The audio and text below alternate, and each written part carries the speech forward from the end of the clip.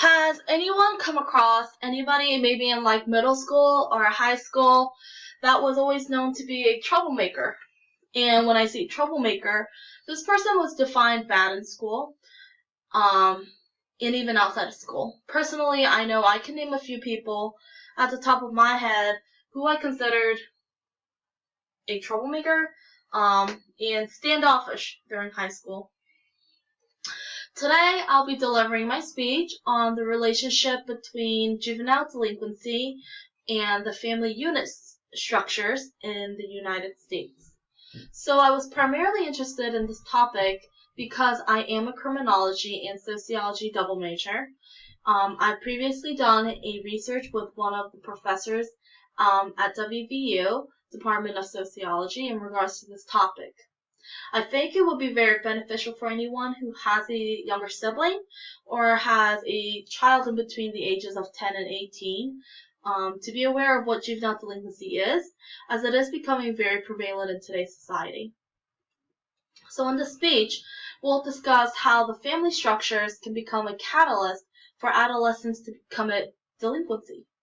We'll break this down by general basic information, like what is the meaning of juvenile delinquency. We'll discuss different types of households, parent involvement, followed by the application of the Columbine Massacre. So, what is juvenile delinquency?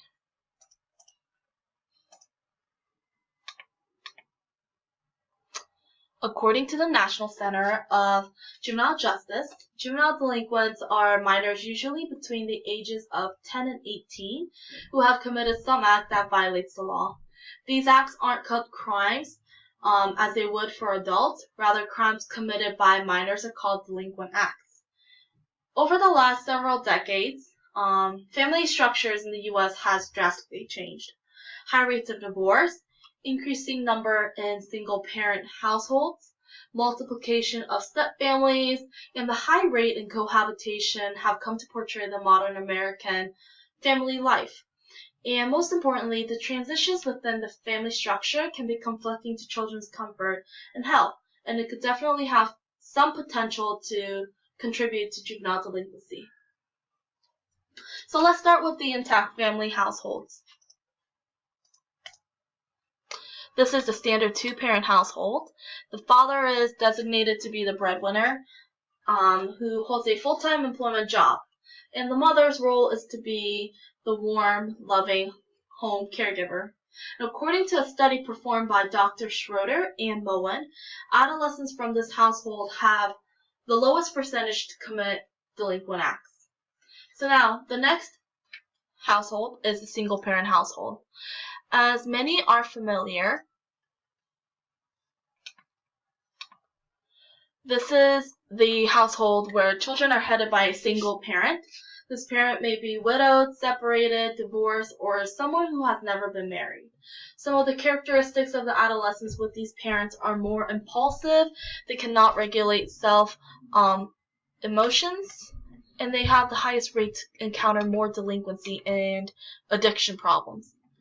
According to the Office of Juvenile Justice and Delinquency Prevention, 62.6% of juvenile delinquents come from this household, many of which tend to commit larceny, minor assaults, and disorderly conduct.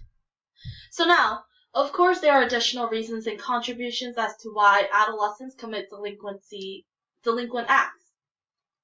Well, let's take the Columbine Massacre shooting as an example as to how family structures are connected to the acts.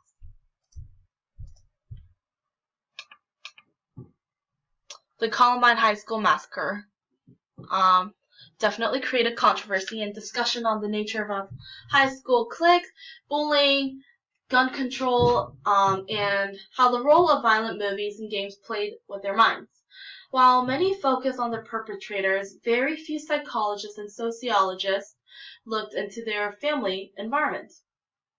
Anyone can sympathize for the victim of this tragedy, but the parents of the perpetrators were a victim as well.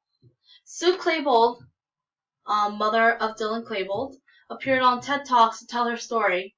She mentions that 2 years prior to her son's death, he wrote on a piece of paper in a notebook that he was cutting himself. In the note, he wrote that he was in agony and wanted to get a gun so he can end his life.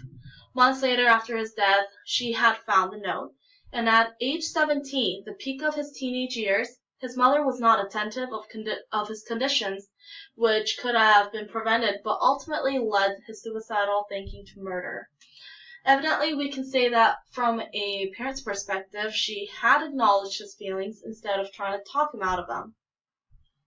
So overall, there is a link that exists between the two variables, and asking and determining whether broken homes are good or bad is misleading. Essentially, family conflict is particularly likely to promote deviant behaviors among adolescents. In this speech, we discussed what juvenile delinquency is, the different types of households, family involvement, followed by the application of the Columbine Massacre.